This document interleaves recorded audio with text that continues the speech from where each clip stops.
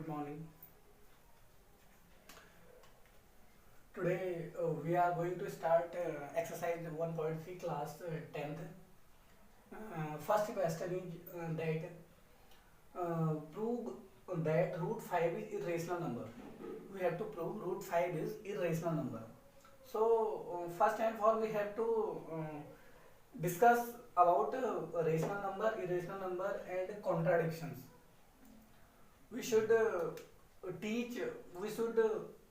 define first and all rational number, irrational number and contradiction. 3 point. So what is the rational number? इस चीज़ों के बारे में अगर हमें बहुत डिटेल में अगर जानना है आपको, तो इसमें मैंने वीडियो बना रखा है मैजिक ऑफ नंबर.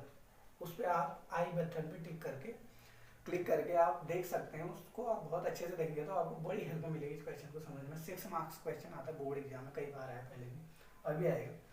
तो अभी आपके इंट्रोडक्शन के लिए मैं रेशनल नंबर एक बार फिर रिपीट करूंगा. रेशनल नंबर क्या होते हैं? रेशनल नंबर वो होते हैं जिनको हम P अपॉन Q के फॉर्म में लिख सकते हैं और Q does not equal to be 0.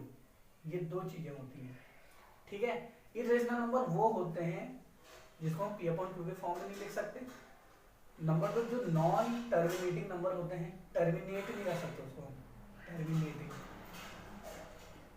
जैसे मैंने कहा आपका इसमें सबसे पहले तो पाई आता है. पाई की वैल्यू 22/7 होती है और अगर हम इसको डिवाइड करें 3.76 इस तरीके से आती है.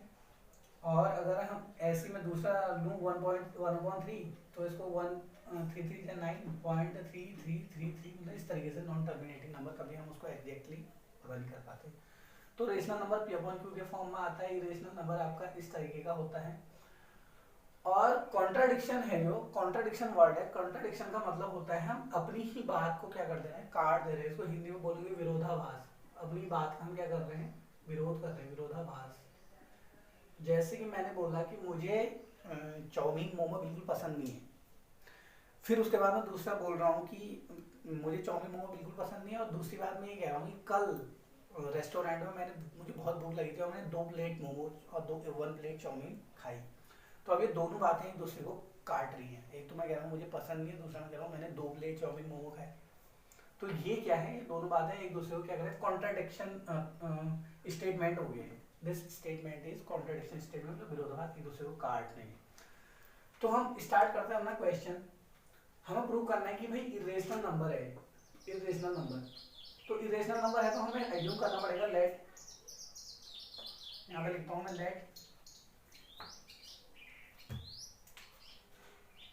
let root 5 be a rational number.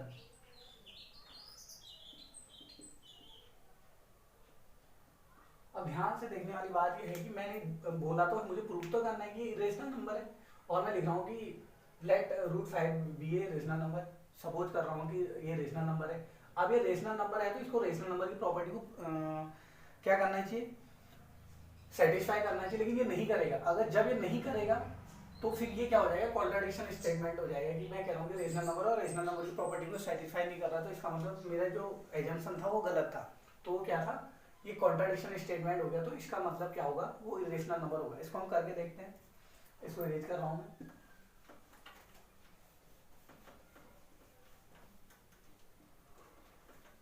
जब मैंने बोला let root 5 be a rational number, तो रूट 5 क्या होना चाहिए, P अपॉन Q के फॉर्म का होना चाहिए. Root 5 equal to P upon Q, P upon Q के फॉर्म का होना चाहिए. दूसरी बात, P and Q are coprime number. अब जी ये को प्राइम में एक नई चीज आ गई आपके लिए. को प्राइम नंबर क्या होते हैं, मैंने इस पर वीडियो बना रखा है. ये क्वेश्चन करने से पहले आप उस वीडियो को जरूर देखिएगा. मैजिक ऑफ नंबर करके मैंने 16 टाइप के जो नंबर है वो बता रखे हैं. उसमें मैंने को प्राइम नंबर भी बताया है, रेशनल बताया, इरेशनल बताया, रियल नंबर बताया, नेचुरल नंबर. 16 टाइप के मैंने नंबर बता रखे हैं. तो आपको बड़ी हेल्प मिलेगी. तो को प्राइम एक बार और बता दो. को प्राइम नंबर होता है जिन दो नंबरों का एचसीएफ 1 होता है, 1 के अतिरिक्त तो और कोई नंबर नहीं होता, तो उसको हम क्या बोलते हैं, को प्राइम बोलते हैं. तो मैंने कहा P और Q क्या है, को प्राइम नंबर है. इन दोनों का एचसीएफ क्या है, 1 है. 1 के अलावा कोई भी एचसीएफ नहीं होना चाहिए. ओके नाउ तो रूट 5 ये है. तो मैं क्या करता हूँ, यहाँ से स्टार्ट कर रहा हूँ फिर दोबारा. Squaring both side, squaring both side. तो इसका स्क्वायर करें तो √5 का स्क्वायर करें तो √5, इसका square equal to P square upon Q square. जब स्क्वायर करेंगे तो 5 बचेगा, रूट हटेगा, यहाँ बचेगा P square upon Q square. तो ये इधर चले गया, तो finally we get P square equal to 5 into Q square. एक चीज आई ये। अब देखो p क्या है, पी स्क्वायर इज डिविजिबल, मतलब पी स्क्वायर क्या है, डिविजिबल है, इज डिविजिबल बाय 5। मतलब जो पी स्क्वायर है इसकी वैल्यू ये है 5 पी स्क्वायर, इसको हम 5 से डिवाइड कर सकते हैं।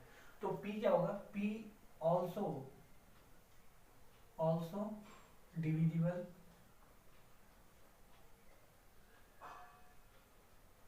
बाय 5। तो 5 भी क्या होगा, नहीं p क्या होगा, p जैसे पी स्क्वायर इससे डिवाइड है तो p भी डिविजिबल होगा 5 से। ठीक है। अब हिंदी मीडियम वालों के लिए थोड़ा दिक्कत हो रही होगी, तो मैं हिंदी मीडियम वालों के लिए बताऊंगा। यहाँ पे आपको लिखना होता है P square is divisible by 5, so p is also divisible by 5। तो इसको आपको करना होगा कि p square is P square 5 से विभाज्य है, तो p भी 5 से विभाज्य होगा। तो इस तरीके से आपको इसको क्या करना होगा, बताना होगा। उसके बाद क्या करते हैं हम, आते हैं अब जैसे हमने कहा p इक्वल टू 5 आर हो गया यहाँ से। देखो मैंने कहा p क्या है, p is also divisible by 5, मतलब इसको हम 5 से डिवाइड कर सकते हैं। तो इसका मतलब p इक्वल टू 5 आर, यहाँ पे कुछ होगा नंबर और 5 आर से होगा तब वो डिवाइड कर सकते हो। तो squaring again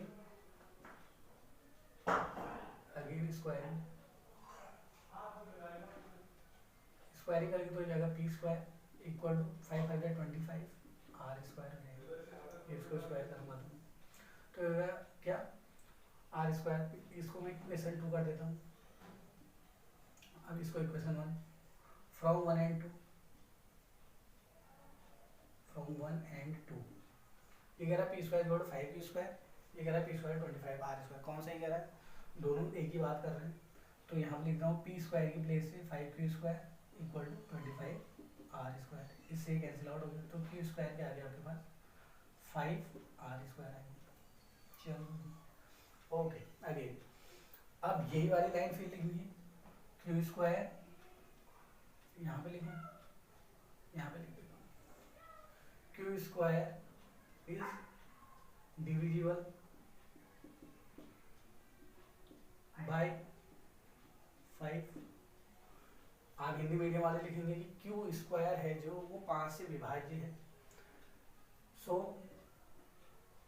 Q is also divisible by 5। तो क्यू भी 5 से विभाज्य होगा। ठीक है, तो क्यू स्क्वायर 5 में है तो क्यू भी 5 से विभाज्य होगा। तो पी और क्यू दोनों 5 से डिवाइड हो सकते हैं, P and Q both divisible by 5। हमने बोला था कि ये दोनों को प्राइम नंबर है, को प्राइम होता है जिनका HCF 1 होता है, 1 के अलावा इससे डिवाइड नहीं होता। लेकिन ये तो कह रहा है 5 से भी डिवाइड हो सकता है। तो स्टेटमेंट कैसा हो गया हमारे, स्टेटमेंट आर कॉन्ट्राडिक्टरी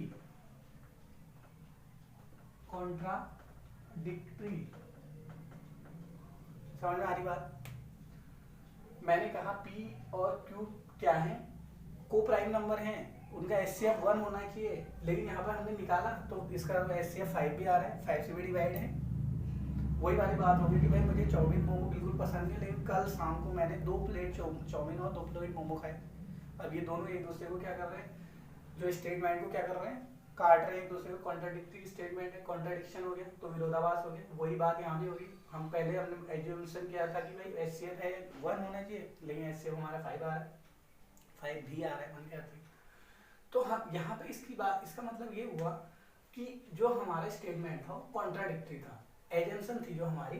स्टेटमेंट को मैं एजम्पशन भी कह सकता हूँ, जो हमने माना था एजम्पशन assumptions are contradictory. तो hence इसका मतलब क्या हुआ, जो हमने ये let √5 हमने रेशनल नंबर लिया था, यही बात गलत थी. इसका मतलब क्या है, hence √5 is irrational number. इसका मतलब क्या है, ये रेशनल नंबर नहीं है, ये इरेशनल नंबर होना चाहिए. अगर रेशनल नंबर होता तो ये पी और क्यू के कोप्राइम नंबर होनी चाहिए था, HCF 1 होता, लेकिन HCF तो 5 भी आ रहा है. इसका मतलब ये क्या है, √5 क्या है, इरेशनल नंबर है. तो इस तरीके से क्वेश्चन को आप प्रूव करेंगे. आई थिंक आपको सारी चीज़ें अच्छे से क्लियर हो गई होंगी. You have got it everything very clearly. If you got any problem, so you can comment and you can tell about comment section about my question, about my method. You can say. Thank you very much.